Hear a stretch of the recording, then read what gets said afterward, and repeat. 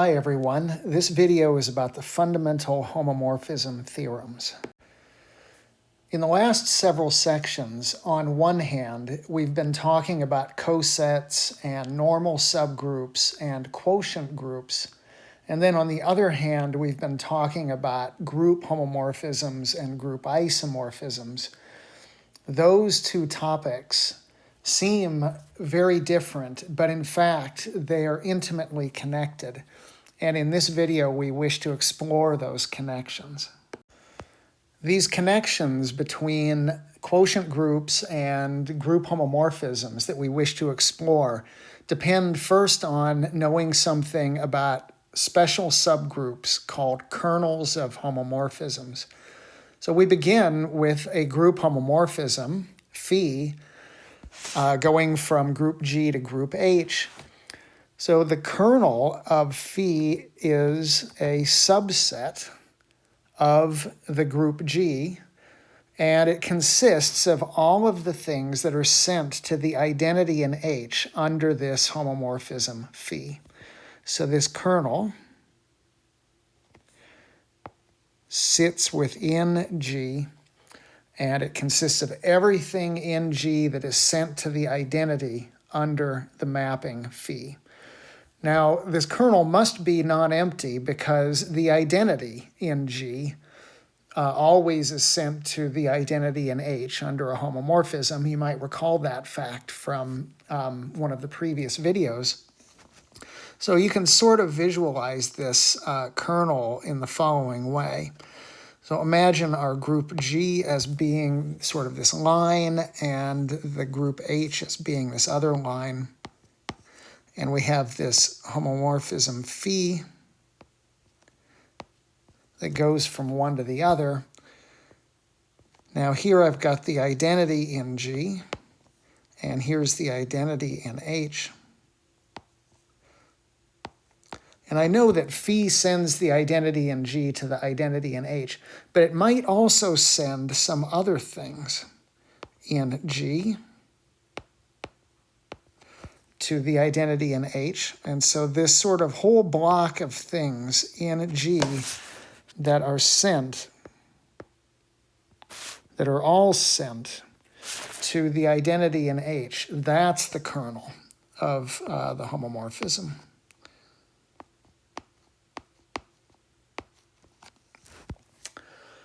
All right, well, let's do a couple of specific examples where we identify the kernel of a homomorphism. So the first example is this natural map that takes integers to the integers mod n by taking an integer and just computing its remainder upon division by n. So this is turns out to be a homomorphism, and here, if you want to know what the kernel is, you're looking for all integers that are sent to 0. So this is the set of all, integers k in the integers, such that phi of k is the identity in Zn. The identity in Zn is just 0.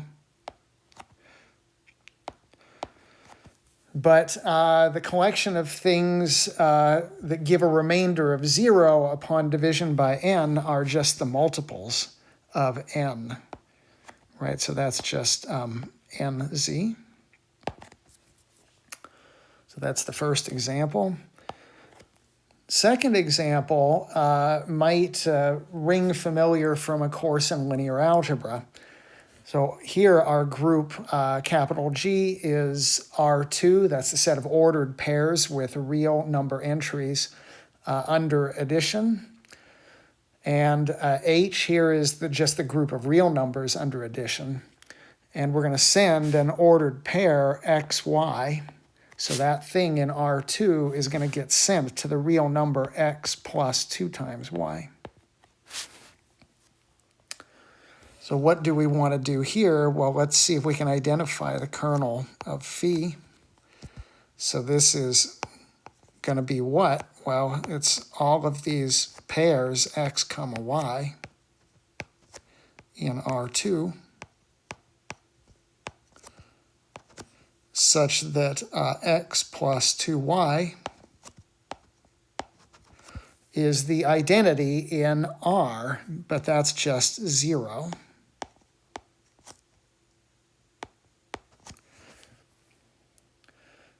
Right, so if you want a visual of what this kernel is, well, let's suppose we draw a set of coordinate axes.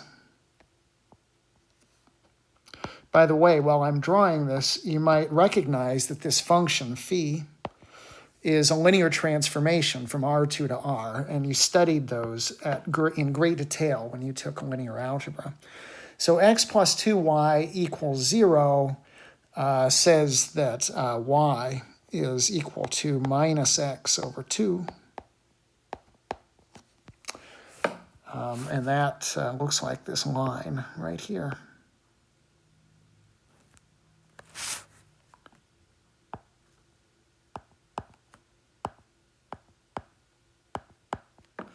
So that line within R2 is the kernel of this homomorphism.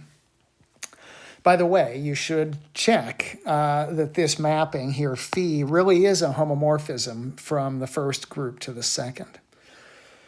All right, now in the third bullet point, we don't have a specific example, rather we have a question, and that is, let's suppose our homomorphism is an isomorphism. What then is the kernel of this isomorphism? Well, remember that isomorphisms need to be one-to-one. And so there can only be one element of the group G that is sent to the identity in H. And we already know one element that must be sent to the identity, and that's the identity in G. So the kernel of phi in this instance consists of a single element, namely the identity in G. In the next few slides, we learn some useful facts about kernels of homomorphisms. The first fact is that if you have a group homomorphism, then that homomorphism is one-to-one if and only if the kernel is trivial, meaning that the kernel consists only of the identity element in G. We discussed this briefly on the last slide at the last bullet point. So why don't we prove this theorem? So this is an if and only if statement, which means that there are two proofs for us to do.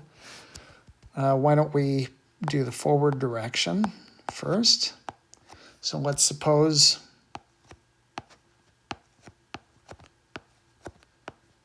phi is 1-to-1, and let's let A be some element in the kernel of phi.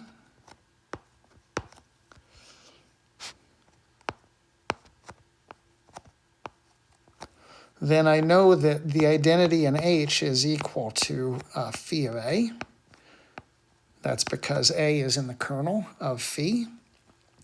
But we also know that the identity in G is in the kernel of phi. Remember that the identity in G is always sent to the identity in H under group homomorphism.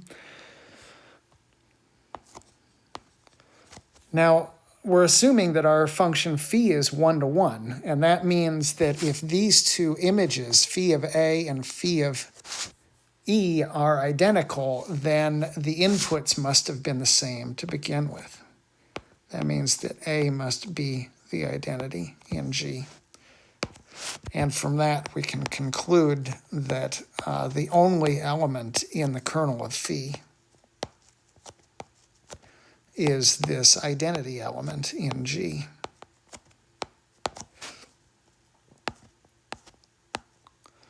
Okay, for the rearward direction, we're going to suppose now that the kernel of phi is the identity in G.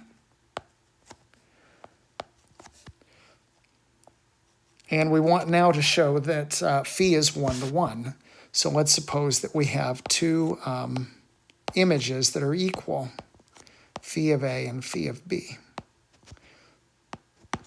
Now what we want to do is show that A and B must have been equal to begin with, and therefore the function would be 1 to 1. So we can do some manipulation with this equation.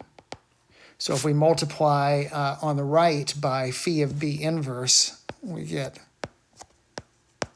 phi of A times phi of B inverse is the identity in H. Remember now everything that's happening, once you apply phi, you're now living in the group H. And so these manipulations that we're doing occur within the group H. But now phi is a homomorphism, and this says then that this product is really phi of A times B inverse.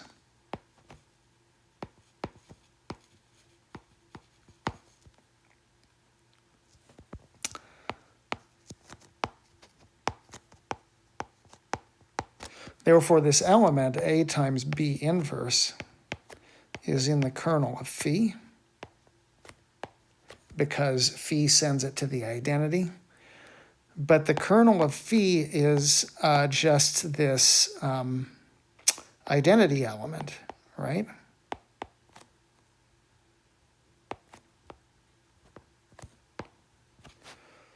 And so A times B inverse is equal to the identity in G. Now just move the B over to the other side. And then that allows us to conclude that phi is 1 to 1.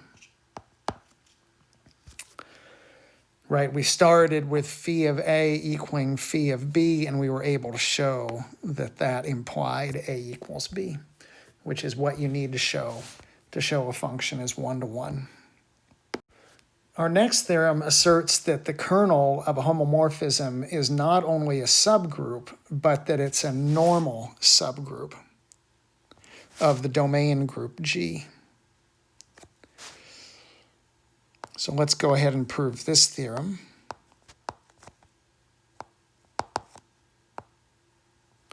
There are a couple of things that we need to do in this proof. The first thing is we need to prove that the kernel of phi is a subgroup of G. And then once we're done with that, we'll show that it's a normal subgroup. So let's start with the subgroup part. Now, I already know that the kernel of phi is non-empty because the identity element of G is always in the kernel of phi. And what that means is to show that the kernel of phi is a subgroup, I just need to show that it's closed under multiplication and inverses. So let's suppose I've got a couple of things in the kernel.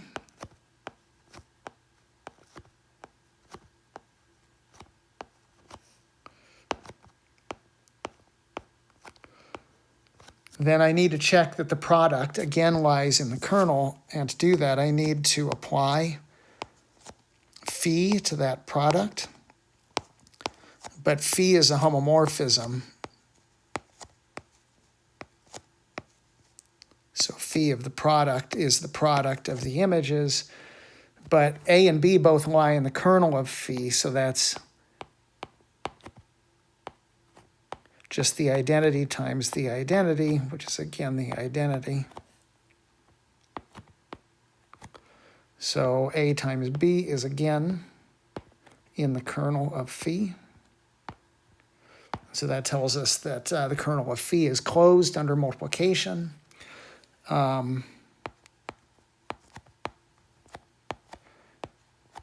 Similarly, if I look at phi of A inverse, for instance, because phi is a homomorphism, we had a theorem back in a previous video that says that that's really phi of A inverse, quantity inverse.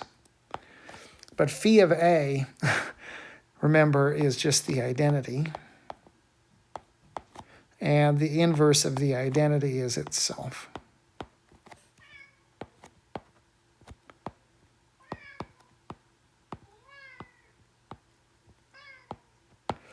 Okay, and so this now shows that the kernel of phi is a subgroup of the domain group G.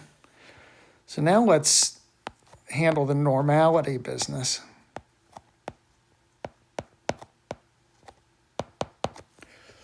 Well, how do we do that? Well, let's let G be an element of capital G, and A an element of the kernel. And what we want to do, remember, to establish normality is to show that the conjugate GA G inverse is also in the kernel of phi. Well, how do I do that? Well, I need to just apply phi to this conjugate and see what happens. Remember, phi preserves the operation, so I can split this up as phi of G times phi of A times phi of G inverse. And remember, just as in the computation we did immediately above, I can write this, I can write this. Phi of A is equal to the identity, right? Because A is in the kernel. And then phi of G inverse is phi of G quantity inverse. And so when all the dust settles here, we wind up with the identity. And that tells us that this conjugate of A is indeed in the kernel of the homomorphism. So this kernel of phi is a normal subgroup of the domain group G. We're now ready to state and prove the big theorem of this section.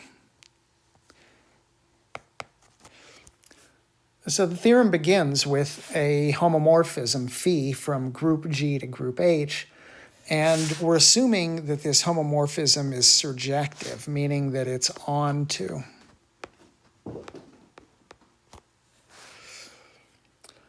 If we let K, capital K, denote the kernel of the homomorphism phi, then the punchline is that this group H, this image group, is isomorphic, not to G necessarily, but it is isomorphic to G mod K, so this quotient group of G by K.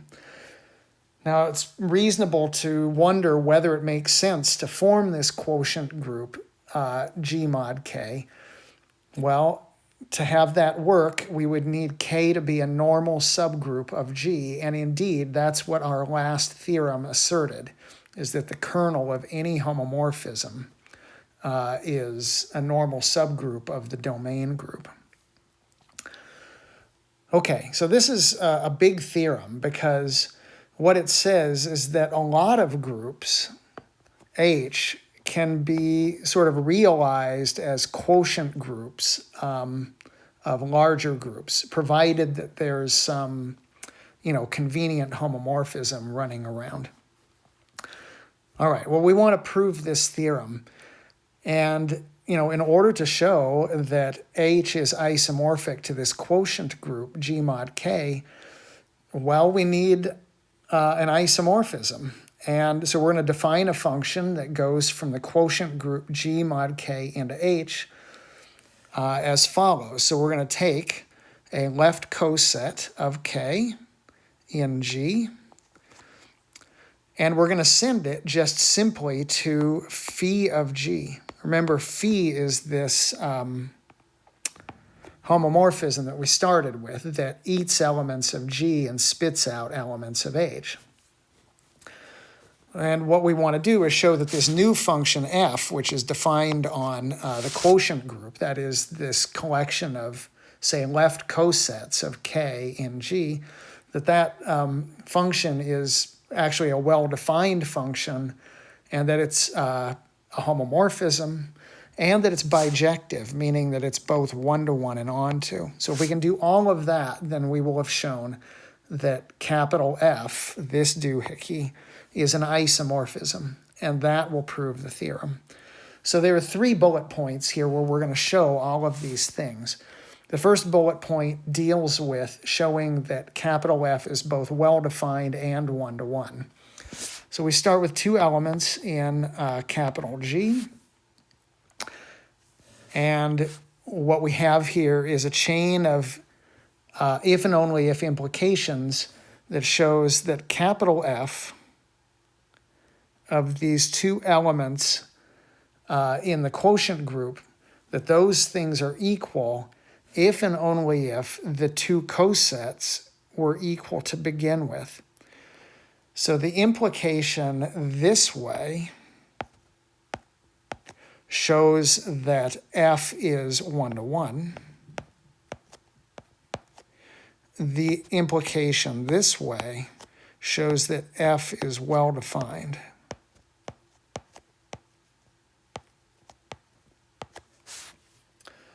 Okay, the next step is to show that that the function capital F is onto. So we just pick some arbitrary thing over here in the codomain. So pick an arbitrary element of H. Now we are told in the hypothesis of the theorem that phi, the original homomorphism, is onto. So I know I can come back into the domain, capital G, and pick an element that gets sent to little h in capital H. And then I just look at how capital F was defined, and I send, capital F will send the left coset, little g times capital K, to H. And finally, we want to show that capital F is a homomorphism. And here we just follow a chain of definitions, right? So we have F of this product in the quotient group. Well, how do you multiply 2 cosets together? Well, you multiply the representatives together. F takes a coset to phi of the representative, which in this case is A times B, so we're computing phi of A times B. But phi is a homomorphism, so that's phi of A times phi of B. But phi of A is F of the left coset, AK, and phi of B is F of the left coset, BK. So we show that F of a product is the product of the images. And that's what's needed in order to show that this mapping F is a homomorphism. In the next several slides, we give examples illustrating this fundamental homomorphism theorem. So in our first example, we're going to show that the integers mod, the multiples of n in the integers, is isomorphic to the modular group Zn. Well, to use this theorem, we first need a homomorphism, and we can think of phi going from the group of integers to this group of modular integers Zn, where phi just takes an integer k and sends it to its remainder upon division by n. So this ought to look familiar. We looked at this example a little bit earlier in this video, and we determined that the kernel of this homomorphism is just the collection of all multiples of n.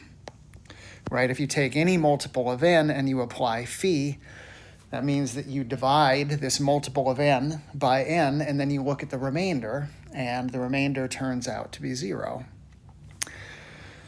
So we know this homomorphism phi, we know what its kernel is, and it doesn't take too much to show that phi is onto, right? If you take every possible remainder upon division by n is accounted for in the image of this function. And all of this then implies from the theorem that Z, our original group, Z, mod the kernel of the homomorphism, which in this case is just the multiples of n. That's isomorphic to the image group, Z sub n. So our next example illustrating the fundamental homomorphism theorem involves a function phi from the group R2 of ordered pairs of real numbers under component-wise addition to just the ordinary group of real numbers under addition. So this function takes an ordered pair, x comma y, and sends it to the real number x plus 2y. So this function should look familiar from earlier in the video. One thing you might want to do at this point is to pause the video and verify that the function phi is indeed a homomorphism.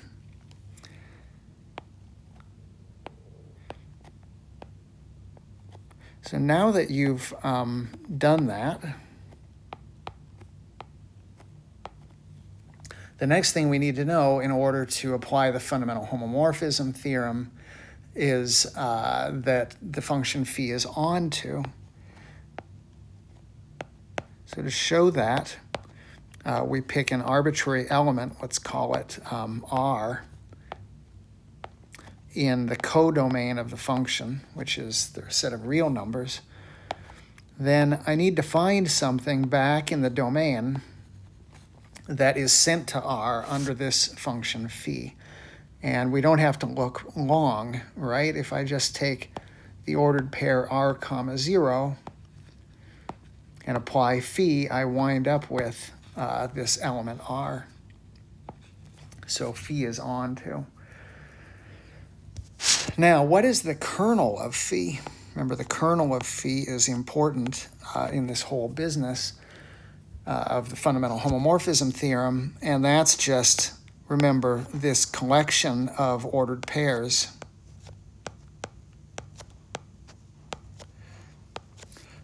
such that x plus 2y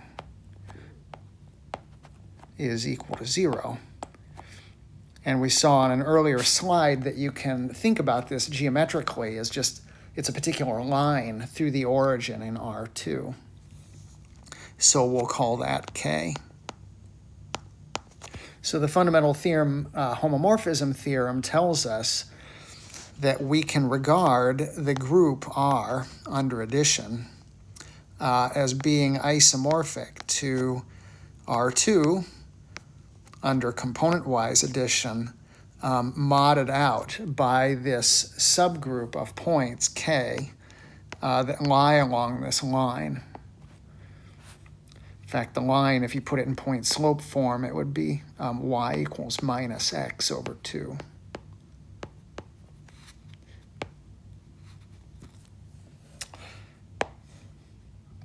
So here we have yet another example illustrating the fundamental homomorphism theorem. So before we get started on the example, I want to make a change of notation that I think will be helpful in understanding what's going on. So every place we see a capital H in this example, I want to replace it with capital K. Okay, now on to the example. So here we have a group capital G, and it's going to be just the non-zero rational numbers under multiplication. Now within G, we have this set capital K consisting of all fractions A over B, where A and B are odd integers. Now this set, K, is actually a subgroup of capital G. It might be worth your while at this moment to pause the video and check for yourself that K is a subgroup of G. In fact, K is a normal subgroup of G because G is an abelian group, and remember that any subgroup of an abelian group is automatically a normal subgroup. That means that this quotient group, G mod K, makes sense. And remember, we can think of that as, say, the left cosets of K in G.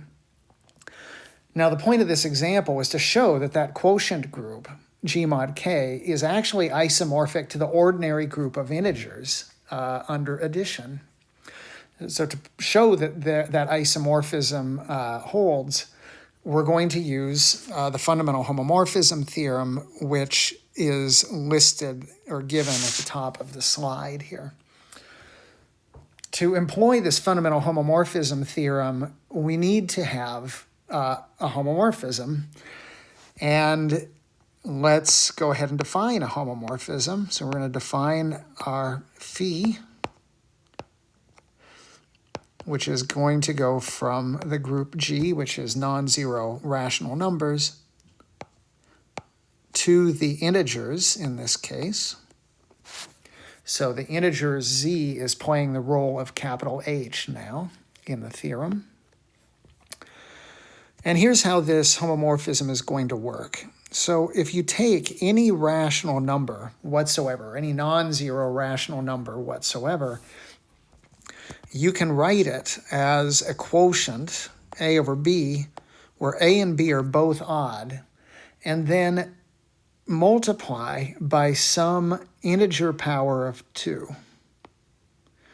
So you should play this game for yourself. Take your favorite fraction and see if you can write it as a quotient of odd integers times some integer power of 2.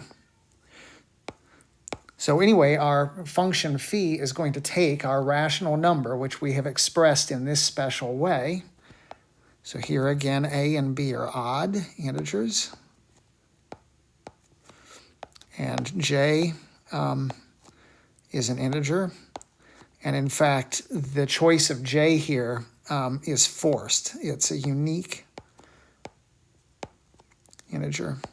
So anyway, this function phi is going to take this special representation of our rational number and is going to pick off this number j, this power on 2. So at this point, again, you might want to pause the video and check that phi is a homomorphism.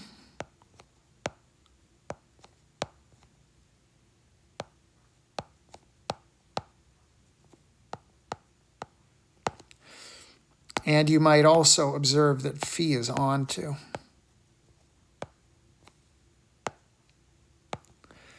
That means that we're almost there in terms of applying the fundamental homomorphism theorem. The only question that remains is, what is the kernel of phi?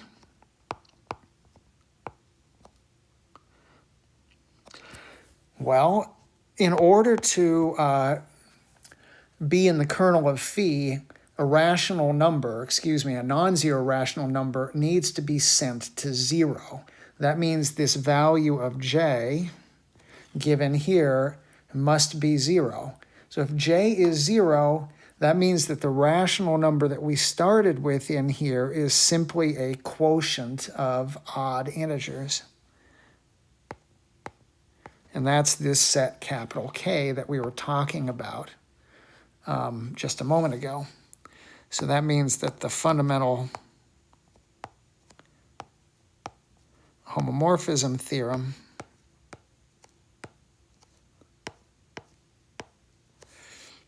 implies that this quotient group now, G mod K, is isomorphic to the integers.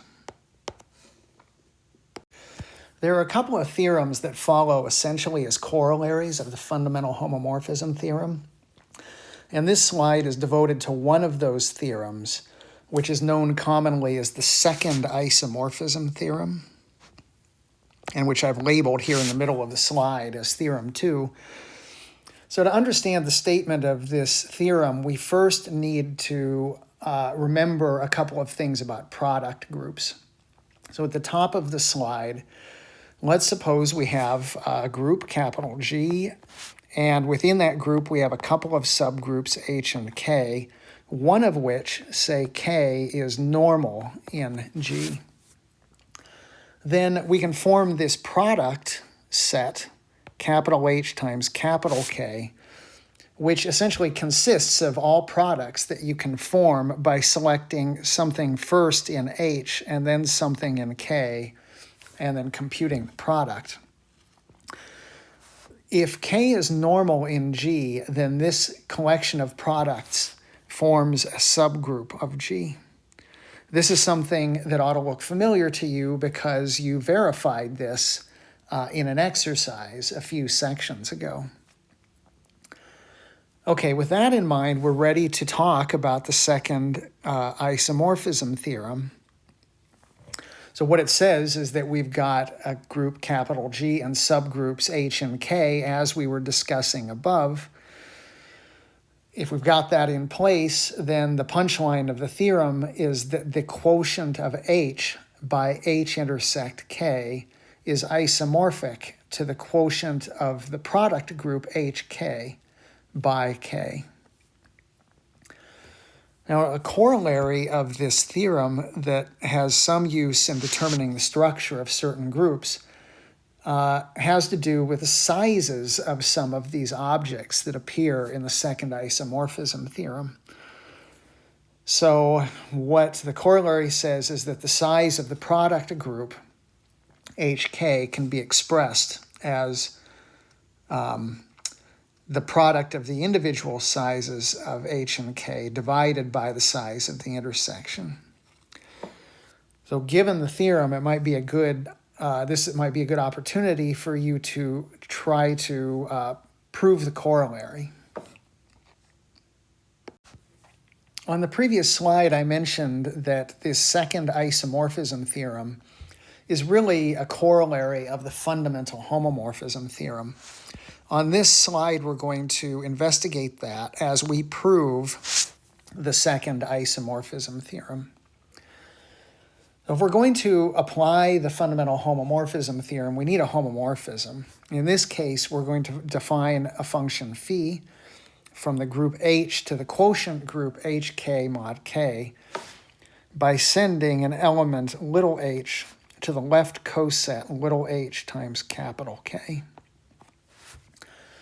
Now, anything that appears here as a representative must be in the product group HK. And indeed, little h is, because you can write little h as little h times E, where little h, of course, is in capital H, and the identity is in every subgroup of G, including K. This function phi that we've defined is a homomorphism. I'll ask you to check that on your own. And it's also onto because if you take any coset, left coset of K in this quotient group,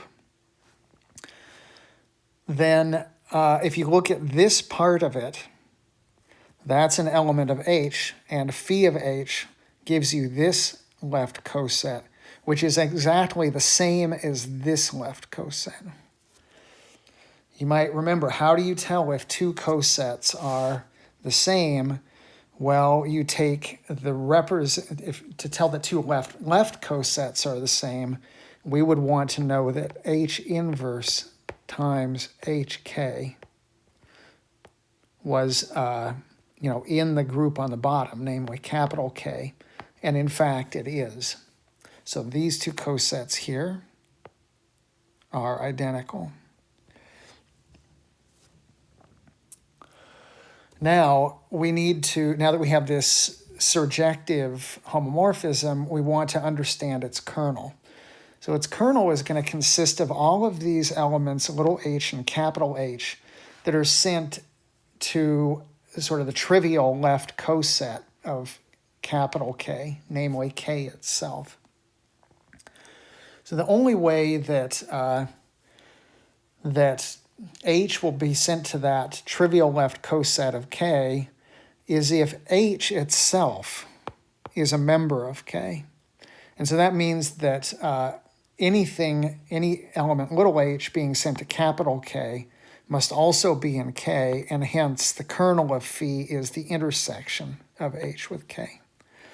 And now we just apply the fundamental homomorphism theorem to conclude that H mod the kernel of this homomorphism is isomorphic to the quotient HK mod K. At the top of the slide, I'm reminding you of the corollary to the second isomorphism theorem that appeared at the bottom of the previous slide. Remember, that corollary tells us something about the size of this product group H times K within a larger group, capital G. Now, that corollary depended on one of the groups H or K being normal within G. But it turns out that this result involving the size of the product HK is true even if K is not normal in G. So if K is not normal in G, then the product H times K may not be a subgroup, but the size of that set will still be determined by this quotient. Okay, well, what does that tell us about anything? Well, let's look at this example where we have a group capital G of order 21, and let's suppose that group has subgroups H and K, where the order of H is 3 and the order of K is 7. And what we want to do is describe HK. So without this corollary, we would be, we would be in real trouble because we might not have any idea what this collection of products looks like.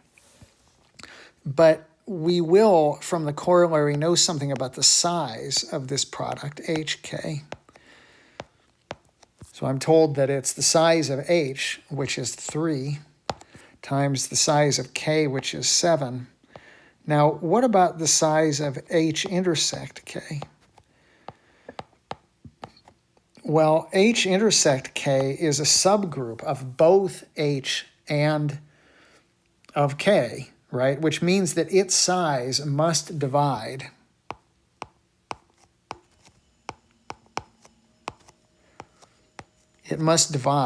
evenly both 3 and 7. And that, of course, limits our possibilities drastically. That means that the size of H intersect K is equal to 1. So the size of the product H times K is 3 times 7 divided by 1, which is 21. But 21 is the size of the group G. And that means that the product HK has no choice but to be all of G.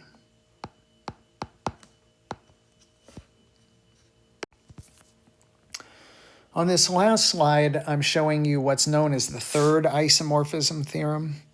Again, this theorem is essentially a corollary of the fundamental homomorphism theorem. So it has this setup. You start with a group capital G that has some subgroups H and K. And in fact, we're going to suppose that H is normal in K, which in turn will be normal in G, and that H itself is normal in G. Then the punchline is that the quotient group K mod H is normal in G mod H. And then sort of this double quotient group, G mod H mod K mod H, is isomorphic to G mod K.